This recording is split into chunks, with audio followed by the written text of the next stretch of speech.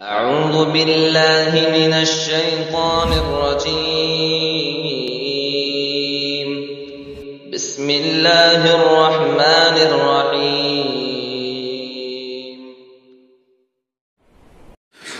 الحمد لله رب العالمين، والصلاة والسلام على أشرف الأنبياء والمرسلين وعلى آله وأصحابه أجمعين. قال الله تعالى في كلامه المجيد: أعوذ بالله السميع العليم من الشيطان الرجيم.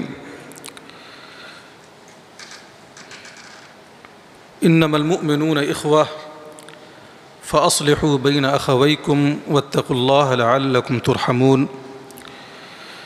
يا أيها الذين آمنوا لا يسخر قوم من قوم عسى أن يكونوا خيرا منهم ولا نساء من نساء عسى أن يكن خيرا منهن ولا تلمزوا أنفسكم ولا تنابزوا بالألقاب بئس الاسم الفسوق بعد الإيمان ومن لم يتب فأولئك هم الظالمون.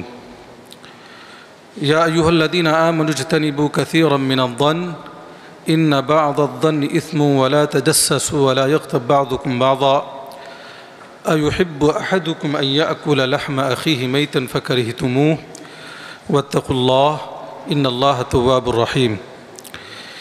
يا أيها الناس إنا خلقناكم من ذكر وأنثى وجعلناكم شعوبا وقبائل لتعارفوا إن أكرمكم عند الله أتقاكم إن الله عليم خبير.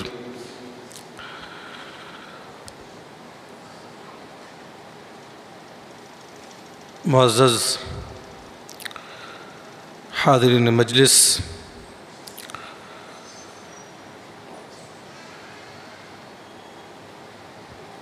پردہ نشی خواتین، دینی و ملی بھائیوں، اللہ رب العالمین کا شکر و احسان ہے کہ ہم اللہ رب العالمین کے گھر میں بیٹھ کر کتاب و سنت کی روشنی میں چند باتیں سننے جا رہے ہیں۔ قبل اس کے کہ میں اپنے موضوع کی وضاحت کروں، میں چاہتا ہوں کہ اس مجلس کی اہمیت کا آپ کو اندازہ ہو جائے۔ نبی اکرم صلی اللہ علیہ وسلم کی حدیث، جس کو آپ نے بارہا علماء کرام سے سنا ہوگا، آپ نے فرمایا کہ خیرکم من تعلم القرآن وعلمہ، تم میں سب سے بہتر وہ ہے جو قرآن کو سیکھتا اور سکھاتا ہو۔ ظاہر ہے یہ مجلس، یہاں پر بات قرآن مجید کی تفسیر کتاب و سنت ہی کی روشنی میں کی جائے گی، اور آپ یہاں بیٹھے ہیں قرآن کو سیکھنے کے لیے۔ آپ اس حدیث کے مصداق ہو سکتے ہیں اگر آپ نے اپنی نیت کو خالص کر کے یہاں پر آپ نے آنے کی زحمت گوارا کی ہے۔ نبی اکرم صلی اللہ علیہ وسلم کی دوسری حدیث، جس میں آپ نے فرمایا من یرد اللہ بہ خیرا یفقہہ فی الدین، جس شخص سے اللہ رب العالمین خیر اور بھلائی کا ارادہ کرتا ہے تو اس کو کیا عطا کرتا ہے؟ مال و دولت، پیسے، دنیا نہیں، دین کی سمجھ عطا کرتا ہے۔ یفقہہ فی الدین، تو دین کی سمجھ حاصل کرنے کے لیے ہی آپ مسجد میں تشریف فرما ہے۔ ایک تیسری حدیث، اللہ کے رسول صلی اللہ علیہ وسلم فرمایا کہ من یلتمس فیہ، کوئی آدمی ایسے راستے میں چلتا ہے، اس کا مقصد ہے کہ علم حاصل کرنا، تو سہل اللہ بہ طریقا الی الجنہ، اس راستے میں چلنے کی وجہ سے اللہ رب العالمین اس کے لیے جنت کا راستہ آسان کر دیتا ہے۔ میں سمجھتا ہوں کہ اگر آپ نے نیت خالص کی ہے اور مختلف جگہوں سے آپ یہاں تشریف لائے ہیں صرف اور صرف اللہ رب العالمین کے دین کو سیکھنے کے لیے، تو یقیناً آپ بہت ہی خوش نصیب ہیں۔ تو چند دقائق اور چند منٹ میں آپ حضرات کی خدمت میں رکھنے جا رہا ہوں۔ اللہ رب العالمین کے کلام قرآن مجید کی چند آیتوں کی تفسیر، ظاہر ہے ان آیتوں کی تفسیر ایک مختصر مجلس میں ناممکن ہے، لیکن میں سرسری طور پہ انشاءاللہ العزیز اس کی تفسیر میں آپ کے سامنے رکھنے کی کوشش کروں گا۔ جیسا کہ آپ نے ہمارے مسجد کے صدر صاحب سے آپ نے آج کے مجلس اور اعلان بھی کیا گیا ہے کہ آج کے موضوع کا انتخاب جو کیا گیا وہ یہ ہے کہ سورۃ الحجرات کی چند آیتوں کی تفسیر۔ سورۃ الحجرات یہ قرآن مجید کی 26ویں پارے کی صورت ہے، جس کی کل 18 آیتیں ہیں۔ کتنی آیتیں ہیں؟ صرف اور صرف 18 آیتیں ہیں۔ قرآن مجید کے اندر اللہ رب العالمین نے سب سے بڑی صورت آیتوں کی تعداد کے اعتبار سے سورۃ البقرہ اللہ رب العالمین نے نازل فرمایا ہے، اور قدر و منزلت کے اعتبار سے سب سے عظیم سورۃ الفاتحہ ہے، جس کے پڑھے بغیر نماز ہی نہیں ہوتی۔ لا صلاۃ کیا ہے؟ بخاری کی روایت کہ کوئی بھی نماز اس شخص کی نہیں ہے جو اپنی نماز میں سورۃ الفاتحہ نہ پڑھتا ہو، چاہے وہ منفرد ہو، چاہے وہ امام ہو، چاہے وہ مقتدی ہو، سورۃ الفاتحہ کا پڑھنا کیا لازم اور ضروری ہے۔ اور اس کے بہت سارے اسماء ہیں اور بہت سارے نام ہیں۔ بہرحال یہ ایک الگ موضوع اور الگ ٹاپک ہے۔ میں سرسری طور پہ یہ کہتا ہوں کہ قرآن مجید کی سب سے عظیم صورت، جبکہ صرف اور صرف 7 آیتیں ہیں، اور اسی وجہ سے اس کا نام السبع المثانی بھی کہا گیا ہے، سبع المثانی، کہ بار بار پڑھی جانے والی صورت۔ ایک نمازی نماز کی ہر رکعت میں اس صورت کو پڑھتا ہے، اور پڑھنا ضروری اور لازم ہے، اس لیے اس کو السبع المثانی بار بار تکرار کے ساتھ اس صورت کو پڑھا جاتا ہے۔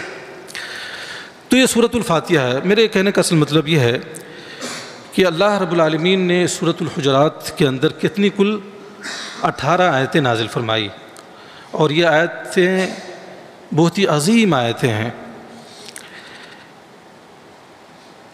اللہ رب العالمین نے اس کو مدنی صورت قرار دیا۔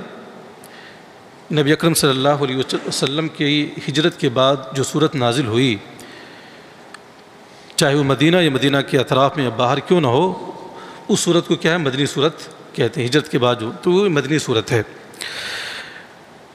اس صورت کے اندر آپ غور کریں گے تو اس کے اندر احکام بھی ہیں، آداب بھی ہیں، اوامر و نواہی بھی ہیں۔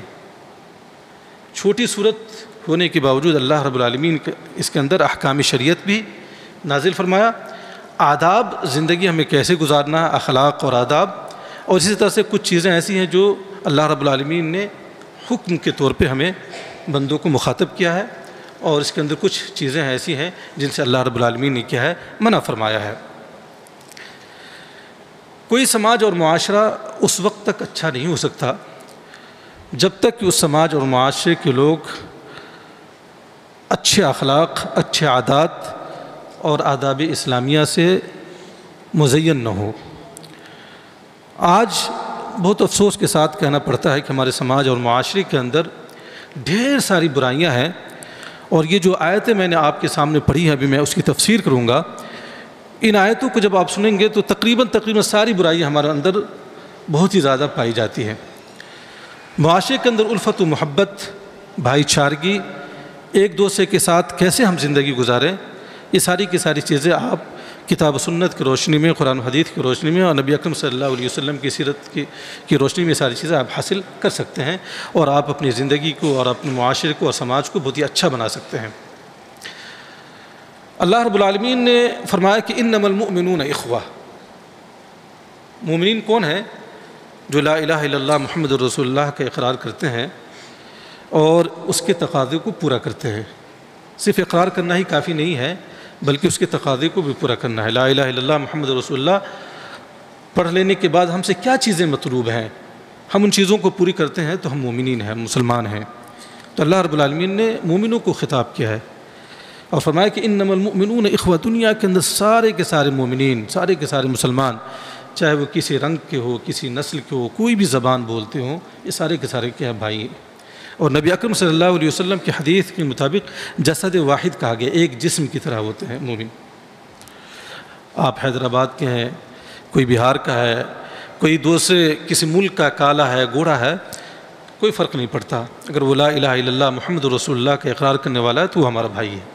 یہ تو اسلام نے اخوت، بلکہ خون اور کے جو رشتے ہیں ان رشتوں سے بھی زیادہ اہم رشتہ ایمان کا رشتہ ہوتا ہے، اخوت ایمانی ہے کہ نہیں؟ اگر میرا بھائی کافر ہے، وہ اسلام کو فالو نہیں کرتا، تو کیا مجھے اس سے محبت کرنا ہمارے لیے جائز ہے؟ نہیں۔ ایک آدمی افریقہ کا ہے، کالا ہے، یا امریکہ کا رہنے والا ہے، لیکن وہ لا الہ الا اللہ محمد رسول اللہ کا اقرار کرتا ہے، دین سے محبت کرتا ہے، تو میری محبت اور میری بھائی چارگی اس سے ہوگی۔ یہ اسلام نے ہمیں یہ سوچ اور یہ سمجھ ہمیں عطا کی ہے۔ تو فرمایا کہ انما المؤمنون اخوہ فاصلحوا بین اخویکم۔ یہ اخوت کا تقاضا تو یہ ہے کہ آپس میں لوگ لڑے اور جھگڑے نہیں، پیار و محبت کے ساتھ رہے، لیکن بتقاضۂ بشریت جب لوگ ایک ساتھ رہتے ہیں، انسان ہیں، تو غلطیاں ہوتی ہیں۔ شیطان جو آپس میں بغض و عداوت پیدا کرتا ہے، جذبات میں آ کر آدمی کبھی کبھی کیا لڑ پڑتا ہے، جھگڑا اور لڑائی ہو جاتی ہے۔ تو دوسرے لوگوں کو کیا چاہیے؟ دو بھائیوں کے درمیان کیا ہے؟ صلح کر دے، ہوا نہ دے اور مزہ نہ لے، بلکہ ایمان اور اخوت کا تقاضا یہ ہے کہ دو بھائیوں کے درمیان کیا ہے؟ اصلاح ذات البین، اور دو بھائیوں کے درمیان صلح کروا دے۔ واتقوا اللہ لعلکم ترحمون، اور لوگوں اللہ رب العالمین کو خوف اور تقوی اور اللہ رب العالمین کا ڈر پیدا اپنے اندر کرو تاکہ تم پر رحم کیا جائے۔ اس کا کیا مطلب ہوا؟ کہ اللہ رب العالمین کی خشیت اور اللہ کا تقوی اور اللہ کا ڈر یہ اللہ رب العالمین کی رحمت کا موجب ہے۔ جو آدمی اللہ سے ڈرتا ہے، اللہ کی خشیت اور اللہ کا تقوی اختیار کرتا ہے، یقیناً وہ دنیا میں بھی کامیاب ہوگا اور انشاءاللہ العزیز وہ آخرت میں بھی کامیاب ہوگا۔ اسی لیے قرآن مجید کے اندر مختلف آیتوں کے اندر، مختلف صورتوں کے اندر اللہ رب العالمین نے فرمایا کہ لوگوں اللہ رب العالمین کا تقوی اور اللہ کا ڈر پیدا کرو۔ آگے اللہ رب العالمین نے فرمایا کہ یا ایھا الذین آمنوا لا یسخر قوم من قوم عسى ان یکونوا خیرا منہم۔ پھر مومنوں سے اللہ نے فرمایا کہ اے مومنوں، تم میں سے بعض کا مذاق نہ اڑائے۔ یا ایھا الذین آمنوا لا یسخر، مسخرہ نہ کرے۔ یہاں پر رک کر ایک بات سمجھنے کی ضرورت ہے کہ مذاق اڑانا اور مذاق کرنا دونوں میں فرق ہے۔ مذاق اڑانا اور مذاق کرنا دونوں میں فرق ہے۔ عربی زبان میں مذاق کرنا اس کو مزاح کہا جاتا ہے، مزاح۔ اور کوئی آدمی کسی کا مذاق اڑاتا ہے، اس کا مطلب ہے وہ کبر و غرور سے بھرا ہوا ہے۔ ظاہر ہے آپ کسی کا مذاق اڑاتے ہیں تو آپ اپنے آپ کو سپیریئر سمجھتے ہیں، اس سے بڑا سمجھتے ہیں، آپ کے اندر کبر ہے، غرور ہے، تبھی تو آپ اس کا مذاق اڑا رہے ہیں، ہے کہ نہیں؟ ایسا ہوتا ہے نا؟ تو مذاق اڑانا یہ ناجائز اور کیا ہے؟ حرام ہے۔ لیکن کبھی کبھی مذاق کرنا دوستوں سے، احباب سے، یہ شریعت نے چند ضوابط اور شروط کے ساتھ شریعت نے اس کی اجازت دی ہے۔ انسان ہمیشہ سیریس نہیں رہ سکتا، کام کر کے دنیا کی مشاغل اور پریشانیوں میں انسان جو ہے پریشان ہو جاتا ہے، تو کبھی کبھی انسانی طبیعت ہے کہ وہ جو ہے مزاح کرے، مذاق کرے، اور شریعت نے اس کی اجازت دی ہے چند شرائط اور ضوابط کے ساتھ۔ اور نبی اکرم صلی اللہ علیہ وسلم کی سیرت طیبہ اور صحابہ کرام کی سیرت کو پڑھیں گے تو وہ لوگ بھی مذاق کیا کرتے تھے، لیکن شریعت کے ضوابط اور شریعت کے حدود میں ان کے مذاق ہوا کرتے تھے۔ اس کی مثال نبی اکرم صلی اللہ علیہ وسلم کے بارے میں انس بن مالک رضی اللہ تعالیٰ عنہ فرماتے ہیں، شمائل ترمذی کے اندر یہ صحیح روایت ہے، علامہ البانی رحمہ اللہ نے اس کو صحیح قرار دیا ہے، کہ انس بن مالک جو آپ صلی اللہ علیہ وسلم کی کتنی سالوں تک خدمت کی ہے؟ 10 سالوں تک آپ کی خدمت کی ہے۔ وہ کہتے ہیں کہ مجھے کبھی کبھی آپ صلی اللہ علیہ وسلم کہتے یا ذا الاذنین، اے دو کان والے۔ دو کان تو سب کو ہوتے ہیں نا، لیکن نبی صلی اللہ علیہ وسلم مذاق میں اس کو کیا کہتے تھے؟ یا ذا الاذنین، اے دو کان والے۔ اسی طرح سے ان کے بھائی جو ابو عمیر تھے، چھوٹے تھے، اور وہ ایک چڑیا کے ساتھ، غوریا کے ساتھ کھیلا کرتے تھے، اور اتفاق سے اس کی موت ہو گئی، تو غمگین بیٹھے ہوئے اللہ کے رسول صلی اللہ علیہ وسلم کا ان سے گزر ہوا اور کہا یا ابا عمیر ما فعل النغیر، اے ابو عمیر تمہارے غوریہ کا کیا ہوا؟ وہاں بھی آپ نے نبی صلی اللہ علیہ وسلم نے مذاق اڑایا۔ اسی طرح سے مثال یہ ہے کہ ایک عورت جو آپ صلی اللہ علیہ وسلم کے پاس آئی اور کہا کہ میں جنت میں جاؤں گی کہ نہیں جاؤں گی، تو اللہ کے رسول نے فرمایا کہ کوئی بوڑھی عورت جنت میں نہیں جائے گی۔ وہ لوٹ گئی، روتے ہوئے لوٹی، پھر اللہ کے رسول نے بلایا کہ آؤ اور بلاؤ اور کہو کہ ساری کی ساری عورت، بوڑھی عورتیں چاہے بوڑھے مرد ہیں، سب کو سب اللہ رب العالمین جب دوبارہ دنیا میں زندہ کرے گا اور حساب و کتاب ہوگا، اس کے بعد جب جنت میں جائیں گے تو سب کے سب جوان ہو جائیں گے۔ تم جنت میں تو جاؤ گی لیکن بڑھاپے کی حالت میں نہیں جاؤ گی۔ پھر وہ خوش ہو گئی۔ تو اس طرح سے نبی اکرم صلی اللہ علیہ وسلم اور صحابہ کرام سے مذاق کی مثالیں ملتی ہیں۔ مذاق کرنا چاہیے، لیکن آپ مذاق کو مشغلہ بنا لیں، دن و رات آپ مذاق کریں۔ ابھی آپ دیکھیے دنیا کے اندر یہ ایک بزنس بن گیا ہے۔ ابھی آپ لافٹر چینلز کتنے ہیں جس کو نوجوان لڑکے لڑکیاں بڑے شوق سے دیکھتے ہیں، جس کے اندر دین کا بھی مذاق اڑایا جاتا ہے، شریعت کا بھی مذاق اڑایا جاتا ہے، اور اس کے بعد بے حیائیاں فحاشیاں سارے کام اس کے اندر ہوتے ہیں۔ لیکن ہم لوگ تفریح طبع کے نام پہ ناجائز کاموں کو ہم دیکھتے ہیں اور ان کے فالوورز بن کے جو ہے باطل کا ہم جو ہے ساتھ دے رہے ہوتے ہیں۔ تو میرے بھائی عزیزو، مذاق شریعت کے حدود میں ہو۔ اللہ رب العالمین نے ہمیں اس لیے نہیں پیدا کیا کہ دن و رات ہم ہنستے رہیں، مذاق کرتے رہیں، دل لگیاں کرتے رہیں۔ نہیں، ہماری زندگی بامقصد زندگی ہونی چاہیے۔ اللہ رب العالمین نے ہمیں کس مقصد کے لیے پیدا کیا؟ ہم جانور نہیں ہیں۔ اللہ رب العالمین نے فرمایا وَمَا خَلَقْتُ الْجِنَّ وَالْإِنسَ إِلَّا لِيَعْبُدُونَ، کہ میں نے انسانوں اور جنوں کو صرف اور صرف اپنی عبادت کے لیے پیدا کیا ہے۔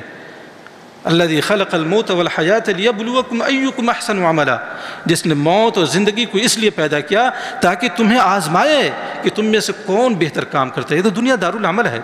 آج ہمارا یہاں حساب نہیں ہے، ہمیں عمل کرنا ہے، کل حساب ہوگا اور ہمیں عمل کا موقع نہیں ملے گا۔ میرے بھائیو عزیزو، اللہ رب العالمین نے فرمایا کہ یا ایھا الذین آمنوا لا یسخر قوم من قوم عسى ان یکونوا خیرا منہم، ہو سکتا ہے جس کا تم مذاق اڑا رہے ہو، جن لوگوں کا تم مذاق اڑا رہے ہو وہ تم سے بہتر ہو اللہ رب العالمین کے نزدیک، اس کے فقر و فاقے کی وجہ سے، اس کی غربت کی وجہ سے، اس کی بدحالی کی وجہ سے، یا کسی وجہ سے وہ تم سے کمتر تو ہے۔ یہ تو دنیا ہے، کائنات کو اللہ رب العالمین نے درجات دیا ہے، کوئی بڑا ہے، کوئی چھوٹا ہے، کوئی عالم ہے، کوئی جاہل ہے، کوئی غنی ہے، کوئی فقیر ہے، کائنات کا نظام ہے۔ لیکن اللہ رب العالمین کے نزدیک کون بہتر ہے ہمیں نہیں معلوم۔ ہو سکتا ہے جن کا مذاق اڑایا جا رہا ہو وہ تم سے بہتر ہو۔ عسیٰ ان یکونوا خیرا منہم ولا نساء من نساء عسى ان یکن خیرا منہن، اور کوئی عورتوں کا مذاق نہ اڑائیں۔ خصوصی طور پر اللہ رب العالمین نے یہاں پر عورتوں کا ذکر کیا ہے، جبکہ قوم کے اندر عورتیں بھی آ جاتی ہیں، لیکن اللہ رب العالمین نے خصوصیت کے ساتھ عورتوں کا ذکر کیا، چونکہ عورتوں کے اندر یہ برائیاں زیادہ پائی جاتی ہیں۔ اپنے سہیلیوں، اپنے جاننے والیوں پر وہ جو ہمیشہ وہ فوقیت چاہتی ہیں، چاہے وہ حسن میں، خوبصورتی میں، پیسے میں، جو بھی ہو چاہتی ہیں، اور وہ کمتر دکھانا چاہتی ہے۔ اللہ نے فرمایا کہ عورتوں کا مذاق نہ اڑائیں۔ عسیٰ ان یکن خیرا منہن، جن کا مذاق اڑایا جا رہا ہے ہو سکتا ہے وہ ان سے بہتر ہو۔ ولا تلمزوا انفسکم، اور تم ایک دوسرے کی عیب جوئی نہ کرو۔ دیکھیے قرآن کا اسلوب یہاں پر آپ غور کریں۔ اللہ رب العالمین نے یہ فرمایا کہ ولا تلمزوا بعضکم بعضا نہیں کہا، بلکہ یہ فرمایا کہ تم اپنے نفسوں کی عیب جوئی نہ کرو۔ اس کا مطلب ہے کہ سارے کے سارے مسلمان ایک ہیں۔ اگر ہم کسی دوسرے مسلمان بھائی کی عیب جوئی کرتے ہیں تو گویا ہم اپنی عیب جوئی کرتے ہیں۔ عیب کو تلاشنا، اللہ رب العالمین نے اس کو عیوب کو چھپا رکھا ہے، ہم اس کو ہائی لائٹ کرتے ہیں مذاق کرنے کے لیے، اس کو جو ہے نیچا دکھانے کے لیے۔ ولا تلمزوا انفسکم ولا تنابزوا بالالقاب، اور لوگوں کو برے القاب سے مت پکارو، ایسے ناموں سے مت پکارو جن کی وجہ سے ان کے دل میں تمہارے لیے نفرت پیدا ہو، ان کا دل دکھے اور وہ ناراض ہو اور آپس میں اختلافات۔ ایسا مت کرو، ایسے القاب، ایسے نام نہیں پکارنے، ایسے لقب نہیں دینے، ایسے نام نہیں دینے۔ اللہ تنابزوا، سماج میں آپ دیکھیں گے معاشرے میں لوگ نام بگاڑ کے پکارتے ہیں کسی کو گھٹیا دکھانے کے لیے۔ میں شروع میں کہا کہ سماج اور معاشرہ اس وقت تک اچھا ہوگا، اس وقت تک اچھا نہیں ہو سکتا جب تک کہ سماج اور معاشرے کے لوگ اسلامی تعلیمات کو اپنی زندگی میں نافذ نہیں کریں گے۔ ولا تنابزوا بالالقاب، آپس میں ایک دوسرے کو برے القاب سے مت پکارو۔ بئس الاسم الفسوق بعد الایمان، ایمان کے بعد جب تم ایمان کے اندر داخل ہو گئے، کلمہ طیبہ لا الہ الا اللہ محمد رسول اللہ کہ تم نے اقرار کر لیا، اللہ رب العالمین کی غلامی کو تم نے قبول کر لیا، محمد عربی صلی اللہ علیہ وسلم کی رسالت کو تم نے قبول کر لیا، اتنی بڑی نعمت تمہیں مل جانے کے بعد یہ سارے کے سارے منہیات، یہ سارے کے سارے جو صفات ہے، یہ اسم ہے، یہ برے ہیں، یہ کیا ہے؟ برے ہیں۔ ومن لم یتب فاولئک هم الظالمون۔ ٹھیک ہے، انسانی فطرت ہے کہ انسان غلطی کرتا ہے، لیکن غلطی پہ اصرار کرنا، بار بار کرنا، اور پھر اپنی موت سے غافل رہنا، آخرت سے غافل رہنا، اللہ کے خوف سے غافل رہنا اور توبہ نہ کرنا، یہ بڑا جرم ہے۔ انسان توبہ کرے، اللہ رب العالمین کو توبہ سے تو بہت خوشی ہوتی ہے۔ ان اللہ یحب التوابین و یحب المتطہرین، یقیناً اللہ رب العالمین توبہ کرنے والوں کو کیا ہے؟ پسند فرماتا ہے، اور اسی طرح سے پاک صاف رہنے والوں کو۔ کیا صرف جسم سے آپ پاک ہو جائیں، اچھی خوشبو لگا لیں، اچھا کپڑا لگا لیں، بس یہ پاکی صفائی سے مطلوب ہے؟ نہیں، آپ کے دل کی پاکی صفائی بھی مطلوب ہے۔ آپ اندر سے گندے ہیں، آپ کا جسم گندا ہے، آپ کا دل گندا ہے۔ الا ان فی الجسد مضغۃ اذا صلحت صلح الجسد كله واذا فسدت فسد الجسد كله الا وهي القلب۔ نبی اکرم صلی اللہ علیہ وسلم فرمایا کہ تمہارا جسم کے اندر گوشت کا ایک لوتھڑا ہے، اگر وہ خراب ہو جائے تو پورا جسم خراب ہو جاتا ہے، اگر وہ ٹھیک ہو جائے تو پورا جسم ٹھیک ہو جائے گا۔ وہ کون ہے؟ وہ الا وهي القلب۔ وہ کیا ہے؟ دل ہے۔ دل یہ کیا پاور ہاؤس ہے۔ آپ کے اعضاء و جوارح، آپ کی آنکھیں، آپ کا ہاتھ اور پاؤں، جتنی بھی ایکٹیویٹیز ہوتی ہے یہ صرف آپ کے دل کی وجہ سے ہوتی ہے۔ کوئی آدمی اس کے اندر کتنی بھی خوبیاں ہیں، اس کے خلاف آپ نے جو ہے نفرت پال لی ہے تو اس کی ساری کی ساری خوبیاں آپ کو جو ہے برائیاں نظر آئے گی۔ لیکن ایک آدمی اس کے اندر ساری برائیاں ہیں لیکن دنیاوی اعتبار سے آپ اس سے محبت کرتے ہیں، اللہ سے نہیں ڈرتے، اللہ سے خوف نہیں کھاتے، اس کی برائیوں کو بھی جو ہے آپ اچھا سمجھیں گے، اس سے محبت آپ کریں گے۔ بات سمجھ آ رہی ہے نا؟ تو فرمایا کہ بئس الاسم الفسوق بعد الایمان ومن لم یتب فاولئک هم الظالمون۔ جو توبہ نہیں کرتا یقیناً وہی لوگ کیا ظالم ہیں۔ سبحان اللہ۔ یہاں پر غور کرنے کی بات ہے، ہمارے سماج اور معاشرے کے اندر ظالم کس کو سمجھا جاتا ہے؟ ظالم صرف اس کو سمجھا جاتا ہے جو کسی پر ظلم کرتا ہے، گالی دیتا ہے، یا اس کے ساتھ ناانصافی کرتا ہے، یا اس کے جائیداد پر وہ جو ہے ناجائز قبضہ کرتا ہے، اس کو ظالم سمجھا جاتا ہے نا؟ یہی نہ سمجھتے ہیں ہم؟ لیکن ظلم کی یہ تعریف بڑی محدود تعریف ہے۔ آپ کو معلوم ہے دنیا کا سب سے بڑا ظلم یہ ہے کہ انسان اپنی خالق حقیقی، اپنے رب، اپنے مالک جس نے ہمیں پیدا کیا، اس کی عبادت ہم کسی غیر کو شریک ٹھہراتے ہیں۔ یہ کہاں سے کہہ رہا ہوں میں؟ بات اپنی جیب سے کہہ رہا ہوں؟ نہیں، آپ قرآن کی تلاوت کیجئے۔ اللہ رب العالمین نے فرمایا کہ ان الشرک لظلم عظیم، یقینا شرک سب سے بڑا ظلم ہے۔ سب سے بڑا ظالم وہ شخص ہے جو اللہ رب العالمین کے حقوق کو سلب کر کے ایک مخلوق کو دے دیتا ہے، چھین کر کسی مخلوق کو دے دیتا ہے۔ اللہ رب العالمین ہمیں پیدا کیا، اللہ ہمارا خالق و مالک ہے، ہمارا رازق ہے۔ اللہ نے پوری کائنات کو پیدا کیا، جو مالک الملوک ہے، جو سب سے سپر پاور ہے۔ ہم اس کے حقوق کو چھین کر ہم غیر اللہ کو دے دیتے ہیں۔ اللہ رب العالمین کی الوہیت کے اندر، ربوبیت کے اندر، اسماء و صفات میں شرک کرتے ہیں۔ آج کے مسلمان پہلے کے کفار و مشرکین سے بھی بدتر ہیں۔ محمد بن عبد الوہاب رحمۃ اللہ علیہ نے جو اپنی کتاب القواعد الاربعہ دیگر کتابوں کے اندر جو ذکر کیا ہے کہ آج کے مسلمان پہلے کے بھی کفار و مشرکین سے بدتر ہے۔ اس زمانے میں جب انہیں کوئی مصیبت پہنچتی تھی، کوئی تکلیف پہنچتی تھی، تو اخلاص کے ساتھ صرف اللہ رب العالمین کو پکارتے تھے، صرف اخلاص کے ساتھ صرف اللہ کو پکارتے تھے جب وہ کشتیوں میں بھور میں پھنس جاتے تھے۔ لیکن آج کے مسلمانوں کو دیکھ لیجئے کہ وہ مصیبتوں میں یا غوث یا دستغیر یا پیر، پتہ نہیں یا علی یا مدد کیا کیا وہ کہتے ہیں۔ آج میں چار مینار گھومنے کے لیے گیا تھا، آپ لوگ بھی گئے ہوں گے، تو وہاں پر میں دیکھا کہ ایک چھوٹا سا مزار بھی ہے، بغل میں مندر بھی ہے، مزار بھی ہے۔ تو اس مزار پر لکھا ہوا ہے المدد یا غوث یا علی، اس طرح سے کے الفاظ ہیں۔ میں نے اپنے دوست انور بھائی سے میں کہا کہ آج مسلمانوں کی زبحالی اور ذلت و نکبت کی وجہ کیا ہے؟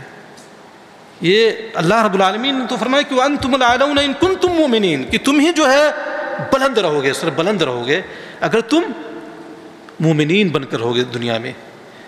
جو مسلمانوں کی سب سے بڑی پونجی جو تھی وہ توحید کو ہم نے ضائع کر دیا۔ علامہ اقبال نے کیا کہا تھا؟ توحید کی امانت سینوں میں ہے ہمارے، آسان نہیں مٹانا نام و نشاں ہمارا۔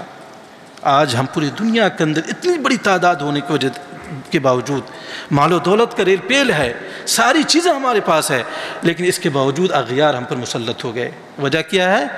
کہ ہم نے دین کو چھوڑ دیا۔ وہ معزز تھے زمانے میں مسلمان ہو کر اور ہم خوار ہوئے تاریخ قرآن ہو کر۔ ہم اسلامی تعلیمات کو ہم نے چھوڑ دیا، قرآن سنت کی تعلیمات کو ہم نے کیا ہے چھوڑ دیا میرے بھائی۔ ومن لم یتب فاولئک هم الظالمون۔ پھر موضوع پر آتے ہیں، اللہ نے فرمایا کہ ومن لم یتب فاولئک هم الظالمون، جو توبہ نہیں کرتے حقیقت میں وہ لوگ ظلم کرنے والے ہیں۔ توبہ کا دروازہ میرے بھائیوں ہر وقت کھلا ہے، اللہ رب العالمین غفور رحیم ہے۔ قل یا عبادی الذین اسرفوا علی انفسہم لا تقنطوا من رحمت اللہ، اے نبی اکرم صلی اللہ علیہ وسلم نے ان بندوں سے کہہ دیجئے جنہوں نے ظلم کیا ہے اپنے نفس پر، گناہوں کا ارتکاب کر کے، معاصی کا ارتکاب کر کے، لا تقنطوا من رحمت اللہ، اللہ رب العالمین کی رحمتوں سے نا امید نہ ہو۔ اب اللہ کے دربار کو تو کھٹکھٹائیں۔ 100 لوگوں کے قاتل کو اللہ رب العالمین نے معاف کیا کہ نہیں معاف کیا؟ بنی اسرائیل کی جو روایت ہے بخاری کے اندر، آپ نا امید نہ ہو، اللہ کی رحمت کا دروازہ کھٹکھٹائیے، دعا کیجیے، توبہ کیجیے اپنے گناہوں سے۔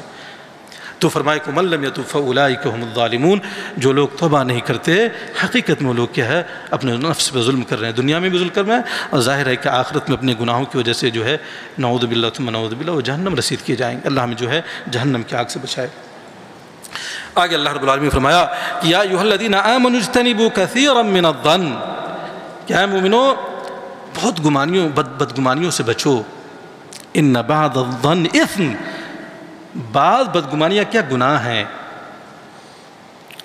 آج ہمارے سماج اور معاشرے میں بدگمانیاں نہیں ہیں، میاں بیوی کے درمیان بدگمانیاں ہیں جس کی وجہ سے اختلافات ہو جاتے ہیں، کبھی کبھی طلاق کی نوبت پہنچ جاتی ہے، بھائی بھائی میں بدگمانیاں ہیں، باپ بیٹے میں بدگمانیاں ہیں۔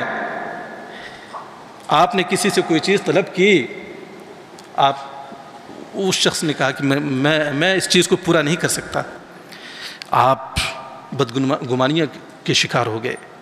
یہ تو گاڑی پہ چلتا ہے، یہ موٹر سائیکل پہ تو اتنے اچھے کپڑوں میں وہ ملبوس رہتا ہے، اچھی سے اچھی عطر استعمال کرتا ہے، پھر اس کے پاس ہو سکتا نہ ہو، اس وقت نہ ہو اس کے پاس، مجبوری ہو۔ آپ نے کسی کو فون کیا اور وہ جو ہے حمام میں ہے، کسی کام میں مشغول ہے، اس نے آپ کے فون کو ریسیو نہیں، اب بدگمانی کے شکار ہو گئے آپ نے اس کے ساتھ تعلقات کو آپ نے کیا ہے منقطع کر دیا، توڑ لیا، اور سالوں سال تک آپ جو ہے ایک دوسرے سے الگ ہو گئے۔ ہوتا ہے نا، بدگمانیوں کی وجہ سے سماج اور معاشرے کے اندر بہت ساری خرابیاں پیدا ہوتی ہیں۔ دیکھیے اسلام کتنا اعلیٰ مذہب ہے، ان تمام چیزوں کے سد باب کے لیے اسلام نے کیسی کیسی آیتیں اور کیسے کیسے احکام اللہ رب العالمین نے ہم مسلمانوں پر کیا نازل فرمایا۔ یہ اللہ رب العالمین کی رحمتیں ہیں، ہم پر رحمت ہے۔ یہ سماج اور معاشرہ کیسے اچھا رہے، ہم آپس میں بھائی بھائی بن کر کیسے رہے، الفت و محبت اور بھائی چارگی کی ہوا کیسے چلے، خوشگوار ماحول کیسا ہو، لوگ کیسے ترقی کرے، اللہ رب العالمین نے یہ سارے راستے ہمارے لیے بتا دیے۔ ضرورت اس بات کی ہے کہ ہم کتاب و سنت کو اور قرآن و حدیث کو ہم پڑھیں، قرآن کی تعلیمات کو ہم پڑھیں۔ مسلمان سب سے بڑا بد نصیب ہے اس وقت وہ لوگ جو قرآن کی تعلیمات کو اور قرآن کو سمجھنے کی کوشش نہیں کرتے۔ میں بتاؤں، اس دنیا کے اندر سب سے زیادہ جس کتاب کی خدمت کی گئی ہے وہ قرآن مجید ہے، اس سے بھی زیادہ کسی کتاب کی خدمت کی گئی ہے؟ پتہ نہیں کتنی زبانوں کے اندر اس کا ترجمہ اور تفسیر ہو چکا ہے۔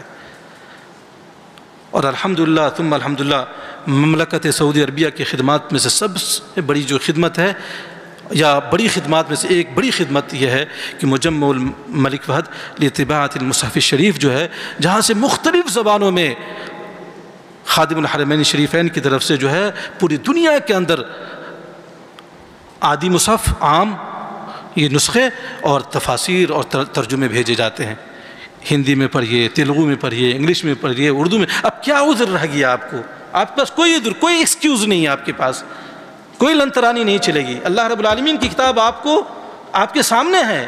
افلا یتدبرون القرآن، کہ یہ قرآن کے اندر غور و فکر کیوں نہیں کرتے کافروں کے بارے میں؟ اللہ کیا ان کے دلوں پر تالے لگا دیے گئے ہیں؟ ہم کیوں غور و فکر نہیں کرتے؟ قرآن کو پڑھتے نہیں، تجوید کے ساتھ، ناظرے کے ساتھ قرآن کو سمجھنے کی ہم کوشش نہیں کرتے میرے بھائی اور عزیزو۔ یہی وجہ ہے کہ ہمارے سماج اور معاشرے کے اندر بہت زیادہ برائیاں ہیں، خاص کر عورتوں کے اندر۔ عورتوں کو ہم دین سے بہت دور رکھتے ہیں۔ الحمدللہ ثم الحمدللہ یہ ہمارا امتیاز ہے مسلک اہل حدیث کا کہ ہماری عورتیں ہماری مسجدوں میں بھی آتی ہیں، کم از کم ہفتے میں ایک روز تو مسجد میں ضرور آتی ہیں، اکثر و بیشتر عورتیں جہاں پہ اس کا اہتمام کیا جاتا ہے، لیکن دوسرے لوگوں کے ہاں ان کو محروم کیا جاتا ہے۔ انہیں جو ہے مسجدوں میں جانے سے روکا جاتا ہے، عیدین کی نماز میں جانے سے روکا، تو پھر وہ دین کی تعلیم کہاں سے سیکھیں گی؟ جہالت کی تیرگی رہ جائیں گی، اور وہ اپنے بچوں کی تعلیم و تربیت کیسے کریں گی؟ وہ اچھا معاشرہ و سماج کیسے بنے گا؟ لوگ کیسے ترقی کریں گے؟ ابن تیمیہ کیسے پیدا ہوں گے؟ علامہ البانی، ابن باز اور جو بڑے بڑے علماء، خالد ابن ولید، یہ لوگ کہاں سے پیدا ہوں گے جب عورتیں ہی بد دین ہوں گی؟ تو علماء کہاں سے پیدا ہوں گے؟ اچھے لوگ کہاں سے پیدا ہوں گے؟ تو میرے بھائیو عزیزو، جتنا ضروری ہے بچوں کو آپ دینی تعلیم و تربیت سے آپ روشناس کرائے، یعنی لڑکوں کو، اس سے کہیں زیادہ ہے کہ اپنی بچیوں کو اور اپنی عورتوں کو آپ جو ہے دینی تعلیم سے جو ہے روشناس شرک کرائیں، انہیں سکھائیں دین کے مبادیات، حرام و حلال کیا ہے، غسل کا طریقہ کیا ہے، طہارت کیا ہے، صفائی کیا ہے۔ میرے بھائیو عزیزو، بہت بڑا المیہ ہے کہ ہماری مائیں اور ہماری بہنیں ان چیزوں سے محروم رہتی ہیں۔ تو فرمایا اللہ رب العالمین نے، یا ایھا الذین آمنوا اجتنبوا کثیرا من الظن ان بعض الظن اثم ولا تجسسوا، ٹوہوں میں مت لگو، سربستہ رازوں کو کھولنے میں مت لگو۔ لوگ دوسرے کے راز کو، جو چھپی ہوئی چیزوں کو جاننے کے لیے بہت زیادہ اتسکتا کہتے ہیں نا، بہت زیادہ وہ جو ہے وہ متمنی رہتے ہیں۔ اللہ نے فرمایا تجسس میں مت لگو، اللہ نے اس کی برائیوں کو چھپائے رکھا ہے، پردہ پوشی۔ اللہ کیا ستار ہے نا۔ اسماء حسنہ میں سے اللہ رب العالمین کا اسماء حسنہ جو ہے 99 جو ہم کو معلوم ہے، ایسا نہیں کہ صرف 99 اسماء حسنہ ہے، اس کے علاوہ بھی ہیں، لیکن جو ہمیں معلوم ہے، جو قرآن و حدیث کے اندر جو اسماء کتنے ہیں؟ کل 99 ہیں۔ جیسے مثال کے طور پر بسم اللہ الرحمن الرحیم، الرحمن الرحیم اللہ کے اسماء حسنہ میں، واللہ الذی لا الہ الا هو الحی القیوم، الحی اللہ رب العالمین کے اسم ہے، القیوم اللہ رب العالمین کا اسم ہے۔ یہاں پر میں بتاؤں، آپ اور ہم آیت الکرسی پڑھتے ہیں نا، آیت الکرسی ہر نماز کے بعد ہم پڑھتے ہیں، اس کی فضیلت بھی آئی ہے، اور نبی اکرم صلی اللہ علیہ وسلم ثابت ہے کہ آپ جب بستر پہ جاتے تو سوتے وقت بھی آیت الکرسی پڑھتے تھے۔ قرآن مجید کی سب سے عظیم آیت کون سی آیت ہے؟ آیت الکرسی، سب سے عظیم آیت قدر و منزلت کے اعتبار سے۔ کیوں؟ اس کے اندر اللہ رب العالمین کی خوبیاں اور اللہ رب العالمین کی الوہیت اور اللہ رب العالمین کی صفات کو بیان کیے گئے ہیں۔ پڑھ لیجئے، اللہ لا الہ الا هو الحی القیوم لا تأخذه سنة ولا نوم له ما في السماوات وما في الأرض من ذا الذي يشفع عنده إلا بإذنه يعلم ما بين أيديهم وما خلفهم ولا يحيطون بشيء من علمه إلا بما شاء وسع كرسيه السماوات والأرض اللہ اکبر ولا يؤوده حفظهما وهو العلی۔ اس کا ترجمہ پڑھیے گا، تفسیر پڑھیے گا، صرف اللہ رب العالمین کے بارے میں بیان کیا ہے، اور کوئی دوسری بات نہیں ہے۔ اللہ کی بادشاہت، اللہ رب العالمین کو اونگ اور نیند نہیں آتی، اللہ حی اور قیوم ہے۔ اللہ رب العالمین کا سب سے اہم نام کیا ہے جس کو اسم الجلالہ کہا جاتا ہے؟ وہ کیا ہے؟ اللہ۔ اسم الجلالہ یہ اللہ ہے، اور اس کے علاوہ جو دوسرے نام ہیں اس کے بعد آتے ہیں وہ، ٹھیک ہے؟ تو اسماء حسنہ کی بات میں کہہ رہا تھا، یا ایھا الذین آمنوا اجتنبوا کثیرا من الظن ان بعض الظن اثم ولا تجسسوا ولا یغتب بعضکم بعضا۔ یہ سبحان اللہ، یہ ایک بڑی برائی جو ہمارے سماج اور معاشرے کے اندر ہے، جس کو بہت ہی آسان سمجھا گیا ہے۔ میں یہ کہوں کہ طلبہ، علماء، مصلحین، دعات، نوجوان، عورت، مرد، سب کے سب جو ہے اس برائی میں ملوث ہیں۔ وہ کیا ہے؟ غیبت۔ کیا ہے؟ غیبت۔ ہماری کوئی بھی مجلس غیبت سے خالی ہوتی ہے؟ آپ یہ آگے آپ دیکھیے قرآن نے کتنا خطرناک اسلوب اختیار کیا ہے غیبت کے تعلق سے، اسے نفرت دلانے کے لیے۔ اور غیبت ہے کیا چیز؟ نبی اکرم صلی اللہ علیہ وسلم کے حدیث کے مطابق آپ اپنے بھائی کی عدم موجودگی میں، اس کے اندر خامیاں ہیں، برائیاں ہیں، آپ کسی غیر کے سامنے ذکر کرتے تو غیبت ہے۔ برائیاں موجود ہیں اس کے اندر، آپ کسی غیر کے سامنے بیان کرتے ہو، یہ غیبت ہے۔ اگر وہ برائیاں نہیں موجود ہے تو اور بڑا جرم، وہ تہمت ہے، وہ تہمت ہے۔ یہ نبی اکرم صلی اللہ علیہ وسلم کی صحیح حدیث میں غیبت کی تعریف کی گئی ہے۔ سمجھا؟ غیبت اس کو کہتے ہیں، ایک آدمی کے اندر وہ بخیل ہے، حقیقت میں وہ بخیل ہے، لیکن آپ اس کی بخالت کا ذکر جو اس کے عدم موجودگی میں بیان کرتے ہیں تو یہ کیا ہے؟ بڑا جرم ہے، یہ غیبت ہے۔ لیکن اگر وہ بخیل نہیں ہے اور آپ اس کو بخیل قرار دیتے ہیں تو یہ کیا ہے؟ اتہام ہے، یہ اور بڑا جرم ہو جاتا ہے، اور بڑا جرم ہو جاتا ہے۔ تو فرمایا کہ ولا یغتب بعضکم بعضا، تم میں سے بعض کی غیبت نہ کرے۔ ایحب احدکم ان یاکل لحم اخیہ میتا فکرہتموہ، کیا تم میں سے کوئی آدمی اپنے مردار بھائی کا گوشت کھانا پسند کرے گا؟ فکرہتموہ، یقیناً تم اس کو ناپسند کرو گے۔ دنیا کا کتنا ہی گھٹیا سے گھٹیا آدمی ہو، نیچ سے ذلیل آدمی ہو، کیا وہ اپنے مردار بھائی کا گوشت کھانا پسند کرے گا؟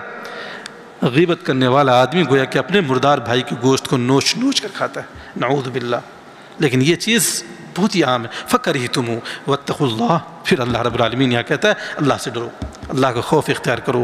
ان اللہ تواب الرحیم، یقین اللہ رب العالمین بہت زیادہ توبہ کو قبول کرنے والا ہے اور وہ رحیم ہے، بخشنے والا ہے، سبحان اللہ۔ دیکھیے پھر اللہ رب العالمین آپ کو امید دلا رہا ہے، ٹھیک ہے برائیاں تمہارے اندر بتقاضۂ بشریت یہ برائیاں تمہارے اندر پیدا ہو گئی ہے، لیکن اللہ رب العالمین تواب بھی ہے، یعنی بہت زیادہ توبہ کو قبول کرنے والا ہے، اور کیا وہ رحیم بھی ہے، رحمت کرنے والا ہے اللہ رب العالمین۔ آخری آیت جس کی تفسیر بیان کر میں اپنی بات کو ختم کروں گا، اللہ نے فرمایا کہ یا ایھا الناس انا خلقناکم من ذکر وانثی وجعلناکم شعوبا وقبائل لتعارفوا، کہ اے لوگو ہم نے تمہیں ایک ماں باپ سے پیدا کیا ہے، ہماری اصل کیا ہے؟ آدم اور حوا۔ پھر یہ اونچ نیچ، یہ ذات بات، یہ برادری، ہم چھوٹے اور یہ ساری چیزیں کہاں سے آ گئی؟ حسب و نسب پہ فخر کہاں سے آ گیا؟ یہ تفاضل کہاں سے آ گیا؟ ظاہر ہے کہ ہمارے ماں باپ اصل میں کون؟ ایک ہی تو ہے نا، ہم سب کے سب انسان، چاہے وہ کالے ہو، چاہے گورے ہو، چاہے وہ انڈین ہو، چاہے پاکستانی ہو، امریکن ہو، افریقن ہو، کسی بھی نسل کا، کسی بھی زبان کو، تیلگو بولتا ہو، تاملی بولتا ہو، ملیالم بولتا ہو، اردو بولتا ہو، ہندی میں، سب کے سب ایک ہی تو ہے۔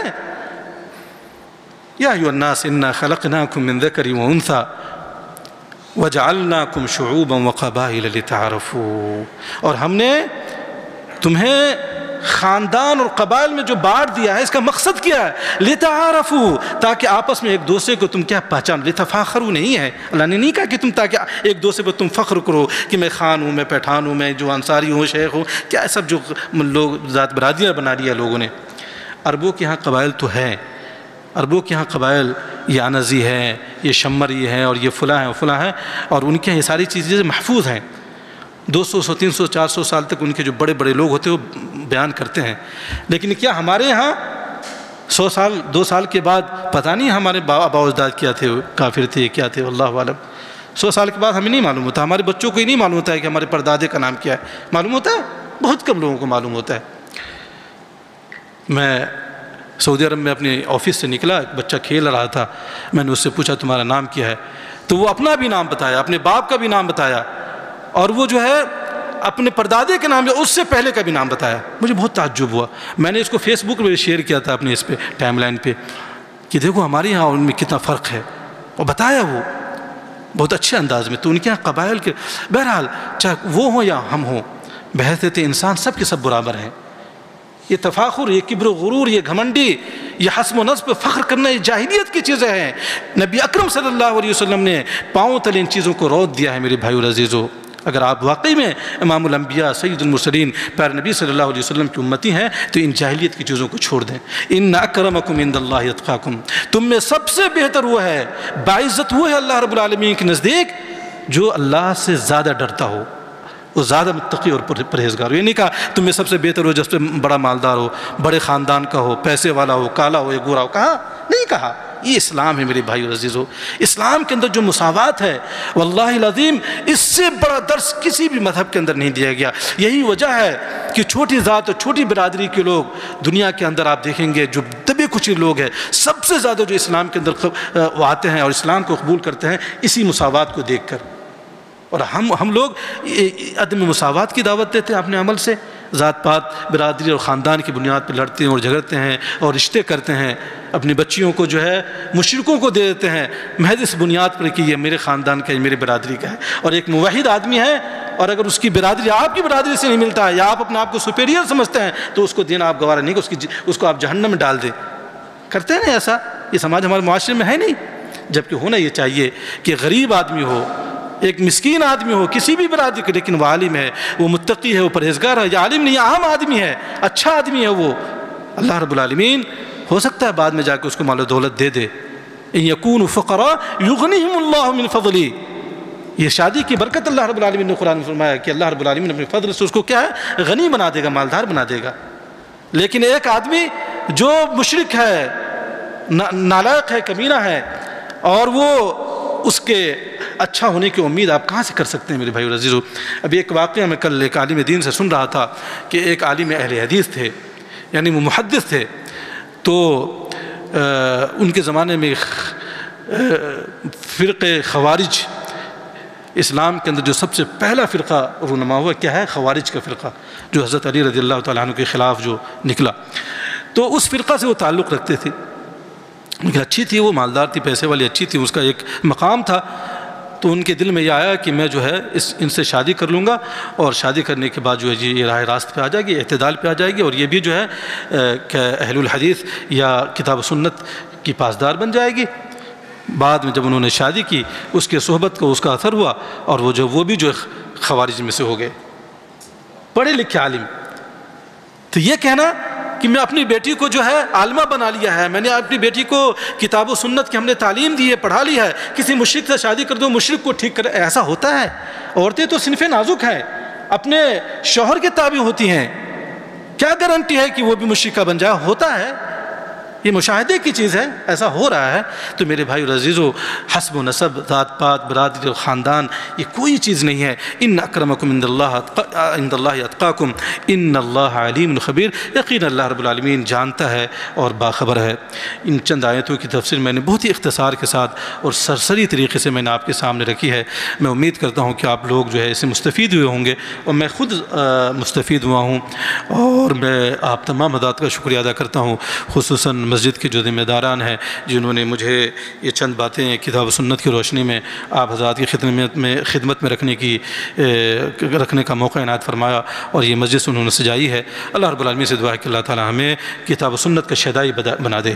اللہ رب العالمین ہمیں امام الانبیاء سید المرسلین پیارے نبی صلی اللہ علیہ وسلم کے طریقے اور آپ کی سنت پر چلنے والا بنا دے۔ اللہ رب العالمین ہمارے اندر توحید کی محبت پیدا کر دے، اور شرک سے نفرت اور عداوت اور بغض ہمارے اندر پیدا کر دے۔ اللہ رب العالمین ہماری خامیوں کو، کوتاہیوں کو دور کر دے۔